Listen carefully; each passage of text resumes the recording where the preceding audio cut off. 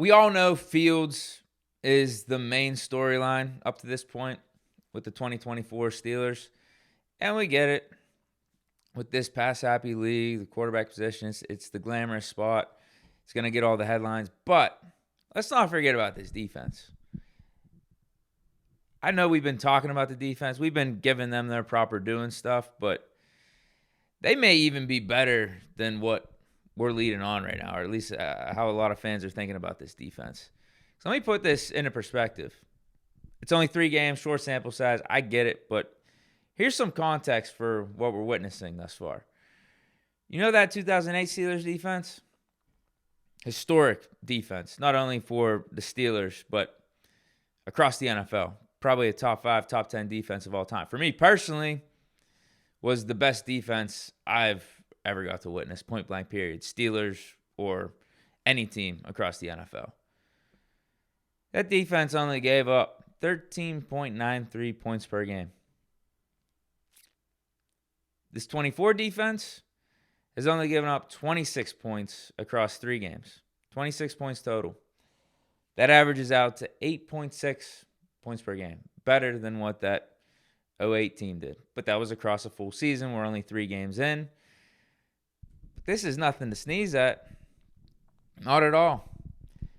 And it's not like we've gone up against complete scrubs. This Chargers offense was reeling coming in this game. Undefeated. Put a number up against the Panthers. I get it. It's the Panthers. But maybe the Panthers aren't as bad as what we thought them to be after 2 weeks. All it took was a quarterback change. But Falcons, week 1, I think we can all admit they're a better offense. They're a little bit better than what we would have thought right after that game ended. Had the nice drive in the fourth quarter. Kirk Cousins had the clutch drive against the Eagles. Won that one. And yesterday, they were moving the ball in the Chiefs pretty consistently. Just had some hiccups in the red zone. And then Bo Nix in Denver. Yeah, I didn't think they were really that good. But all of a sudden, week 3, they put up 24 points against Tampa Bay and that Todd Bowles defense. So the fact that we only gave up 26 points in these first 3 weeks against offenses that, I don't know, as time's going on, aren't looking like they're these bottom dwellers or anything when it comes to being able to put up points. Now, the Chargers, yeah, once they lost Herbert and had Heineke out there, it was a joke. It kind of became a joke. 8.6 points per game, though. And the fact, too, that we've only given up 6 points in total in the second half of all these games is also very impressive.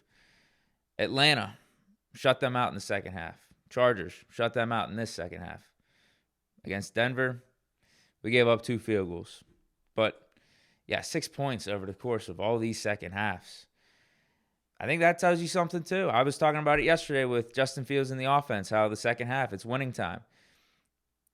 Shows your character. Shows how clutch you are. Shows if we can rely on you when it really counts. And Fields in the offense stepped up. I think you could say the same thing about the defense. Second half, it's time to lock in. So, hey, watch out with this defense, man. The thing that you could say about this defense, too, and comparable with some of these Steelers great defenses of the past, is we have depth. We lost Alex Highsmith yesterday, a guy that we're paying a pretty sizable contract, a guy that is Pro Bowl caliber. We lose him and don't miss a beat. Nick Herbig comes in, 2 sacks, one of them strip sack, major impact. Same thing could be said for those defenses in the past. You would lose a guy, you'd lose a key guy, but because the unit was so strong, as a whole, the starters were so strong, you didn't feel like you missed a beat. But also that guy stepping in was quality depth. And we got that. We got depth at the safety position. We have Terrell Edmonds as our 4th safety out there. Maybe cornerback's a little light, but we got 4 quality inside linebackers. The D-line, Cam Hayward, Keanu Benton, Larry Ogunjobi as our top 3, but then you got DeMarvin Leal. Loudermilk can give you some snaps. Montravius Adams. We saw it at edge rush, at the edge rush spot yesterday. TJ Watt. Highsmith goes down. Herbig right in. Impact. Someone brought this up. a few weeks ago. I think it was after week 1 in the Super Chats, talking about how this defense may be as good as the '08 defense. Like, watch out. I'm seeing signs. I'm seeing how these two defenses can be similar. And I was like, can we hold up? It's like 1 weekend. But if you go personnel for personnel, it's there. Like, on paper, it's there. We just got to keep this going.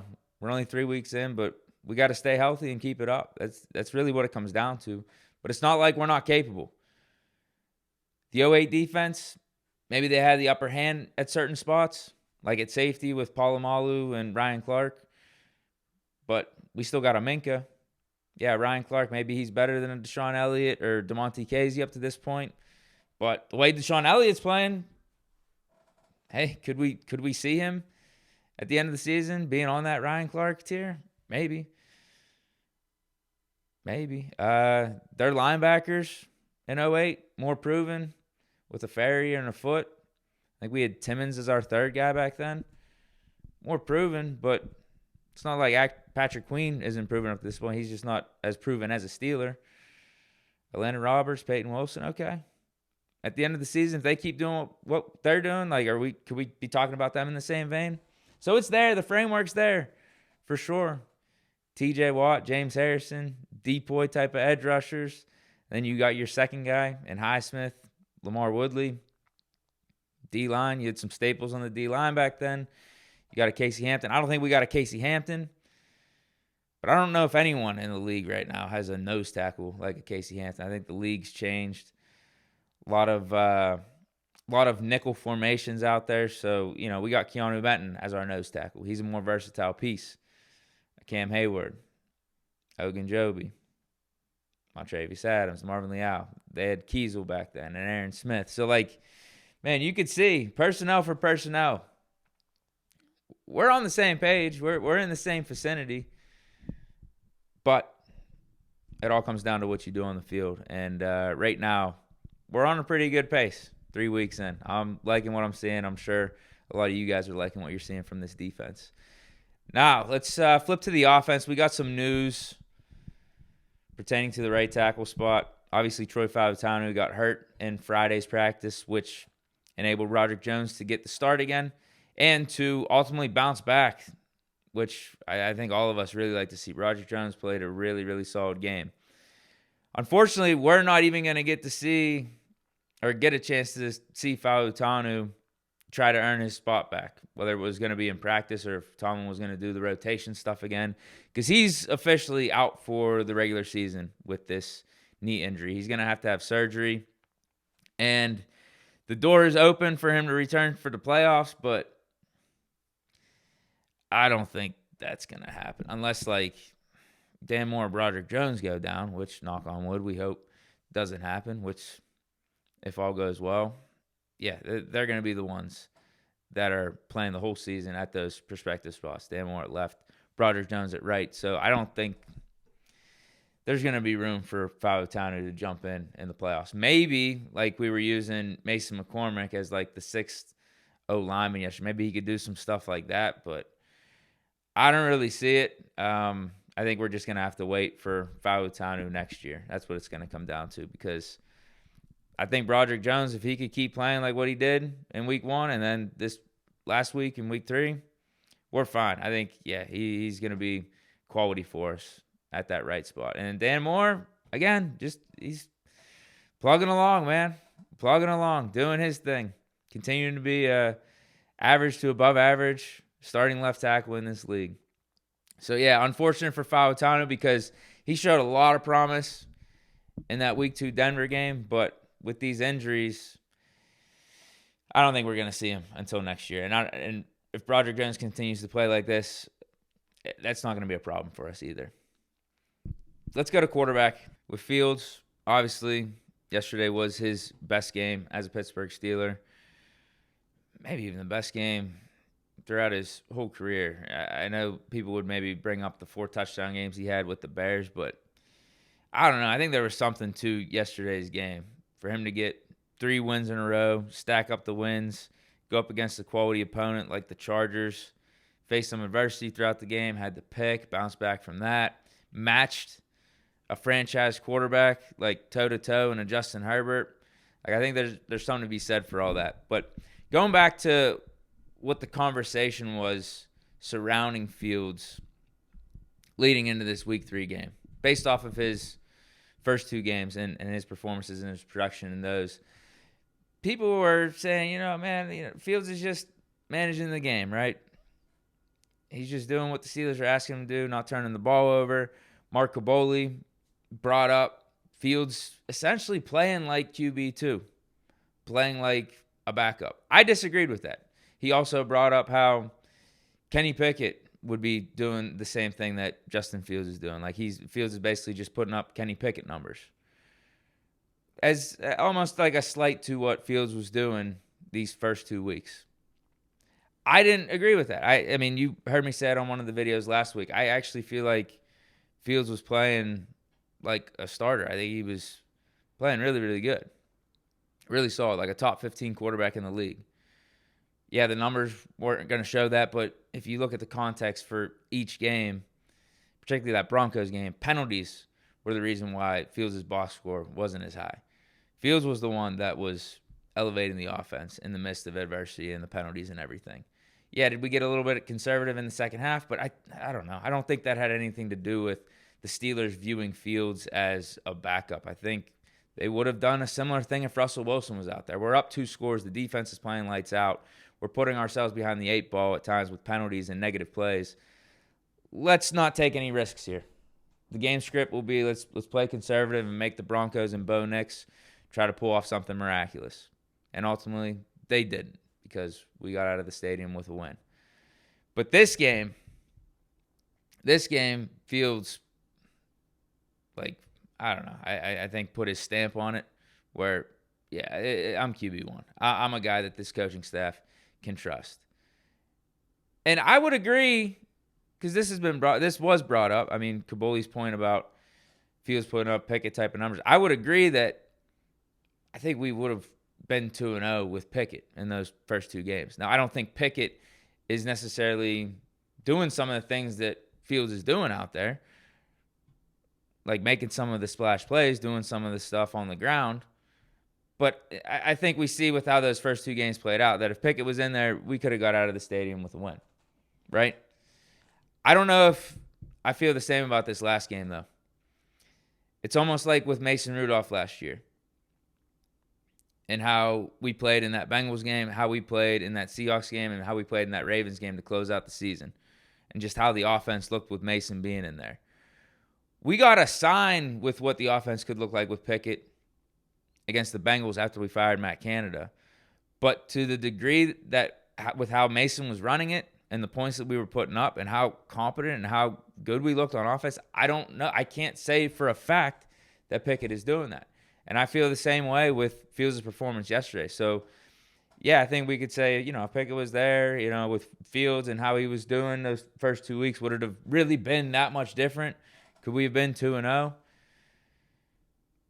I don't think that would have been the case yesterday. I really don't. That Fields throw across the middle to Calvin Austin, I think that was special. I don't know if Pickett's doing something like that. That run to the side where the pocket's collapsing on Fields and he's got to throw it on the run to Pickens on the sideline. It was like a 20, 25-yard gain. I don't know if Pickett's doing that. I don't. I mean, just even the read option play, Fields in the red zone. How many times with Pickett and the offense last year were we struggling in the red zone? Fields' legs help out in our efforts in trying to score. There's no doubt about it. So, yeah, I think Fields is showing that he could be our guy. Not only for this year, but potentially long term. Like, the elite traits are showing. That X factor ability is showing. The it factor, people haven't been talking about it factor. No one's brought up that term in a minute. We used to say it factor a ton back when Ben was a rookie, and that was a term used for a while. No one brings up it factor anymore when talking about quarterbacks. Can we bring that term back? Fields is showing some it factor, right? So I just wanted to, mention that, give some perspective to Fields' first 3 games here, because the conversation, like I think it was back and forth. I think you had guys like me talking about how impressed they've been with Fields thus far, even though the box score isn't showing these crazy stats or anything. I was impressed because Fields was playing winning football, and if anything, he was like a calming presence for the majority of those 2 games. Whenever things would go bad, whenever penalties were happening, like he looked like the leader. He looked like nothing was too big for him.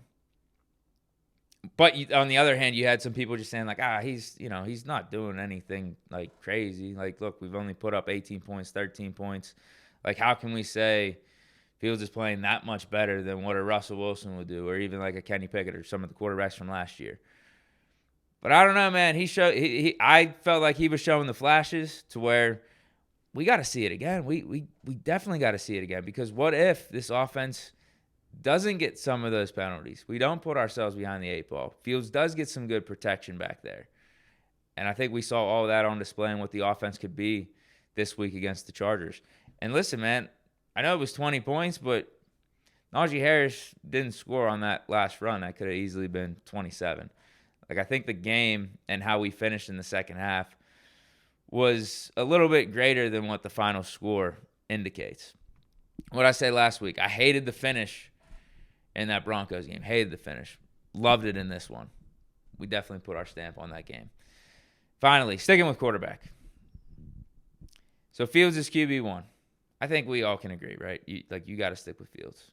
I think he's even earned a hiccup in the road here. Like if he has a bad game or something in the next month, or you know what I mean? I think he's earned a chance to bounce back. Like, I don't think you should pull the plug if something goes awry week 4 against the Colts, or like week 5 or week 6. No, not at all. Not at all. I think Fields has earned some sort of continuity here. What do we do with Russell Wilson? What do we do with Russell Wilson? Because I think this is Fields' team. I think it should be Fields' team. I think what it comes down to for me is, how does Russell Wilson handle the news that we all expect to be dropping at some point here? I don't know if it's going to be this Tuesday press conference. Is it going to be next week? Is Tomlin just going to do the whole, listen, I'm not speculating, we're not doing hypotheticals until Russ is healthy, and up to this point, Russ isn't healthy? Is he going to wait another week or two to actually drop the news when both guys are healthy, or is he just going to make it clear right now this week that, you know what, Fields is going to be the starter? We are switching up the depth chart no matter what. If Fields limited, healthy. I don't know when we're going to get that news, but I think we all can assume that it's going to happen here. How does Russ handle it? I think that's my question, because if he wants out, you know our mantra. You know our deal. We want volunteers, not hostages. We've done it how many times before where it's a star guy, a big name guy. Things don't work out. They're unhappy. They want out of here. We make no qualms about it. We get them up out of here. James Harrison, a Steeler legend. Back in, 2017? I think that was TJ's rookie year. Cut him. Melvin Ingram, a guy that we signed on a 1-year contract. We're only like 3-4 weeks in to Melvin Ingram's Steelers career. And we ended up, I think I was going to say we cut him. No, we didn't cut him. We traded him to the Kansas City Chiefs for a 6th-rounder. I mean, you could go through multiple players. So if Russ feels like he can have a better opportunity to prolong his career elsewhere and asks to be out, then I don't think we're going to hold him back, because there are probably some opportunities, not only right now, but are going to be more opportunities that pop up in the future where Russ could have a chance to start. Miami's obviously one. The Raiders, I think the Raiders were even interested in potentially bringing in Russell Wilson in the offseason. So they'd probably still be on board with a potential Russell Wilson trade. So there's teams that could use a Russell Wilson. So the question is, what does he do? Like, how does he react? Because part of me is like, it doesn't hurt us to keep a Russell Wilson around. You see how important having a quality backup is. Time in and time out. Season in, season out. How many starters were hurt last year in the NFL? It was absolutely crazy. It was insane. So it's one of those things where you never know. And a quality backup is very valuable. Like Russell Wilson, like he could still start in this league. He definitely could still start in this league. So we have, in a Russell Wilson, probably the best backup in the NFL right now. One of the best backups. We would have said the same thing about Fields if Russell Wilson was starting. So I don't think it's one of those things that you just, oh, Fields looking good first 3 weeks. Let's just trade Russell Wilson. No, I think you see how he reacts. If he's chilling, I don't think there's any reason to be that aggressive out there on the trade block with him. If teams are offering something significant, first round pick, second round pick, then I think that is a different story. But I don't know if the market right now is anything crazy for Russ, where a team would be willing to give up such a high draft pick like that. If it's something later, like a fourth or a fifth, I think having Russell Wilson or keeping him around is more valuable to the Steelers than that fourth or fifth. But again, if Russ doesn't want to be here, if he wants to make a little bit of a scene, then we're talking about something completely different because you don't want those vibes in the locker room. But up to this point, we have no indication on Russell Wilson's status and how he feels. And we haven't even got the news yet. So, like, I am jumping the gun a little bit talking about this, but I think it is going to be something that we consider for sure. If the next however many weeks play out the same way that these first 3 weeks did, and we can get something for Russ, hey, it's something to talk about. And it's got to be something of significance. It's got to be something where you look like, okay, this is really going to help our team in the future. Like, we would be idiots not to take this because we have Fields playing the way that he is right now, and we're kind of locked in with him being the starter. Kyle Allen, he's a quality backup. Like, he's probably the best third-string quarterback in the league, and if he had to move up to be a backup, like, he's a solid guy. If he's got to get you out of a stadium or two, he could do that. So it'd be almost foolish not to consider trading Russ. Food for thought, though. Food for thought at this point. 3 weeks in, and the Steelers sitting at 3-0, and Justin Fields playing the way that he is. Let me know your thoughts, though, on your eagerness to trade Russell Wilson or your, aptitude to trade Russell Wilson. Give me your thoughts on that. What do you think about this defense compared to the 2008 defense or any other historical defense in Steelers history? Troy Fautanu, any thoughts on him being out for the season? Or Broderick Jones, how he played yesterday and how much faith you have in him keeping it up throughout the rest of the season here. But, yeah, I hope you guys enjoyed this edition of Big Deke News on a Monday, on a Victory Monday. Stay chilling. Peace.